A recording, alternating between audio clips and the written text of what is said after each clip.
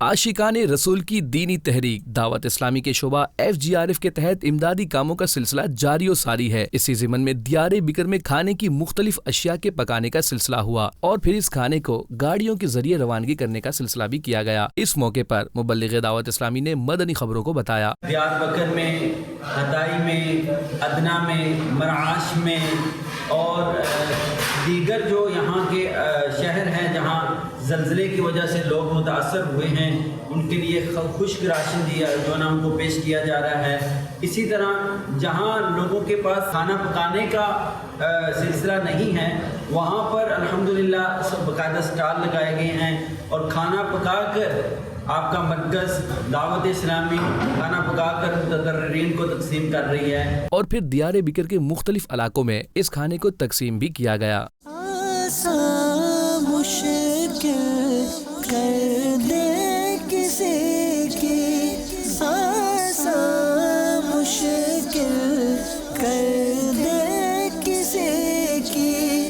رب کو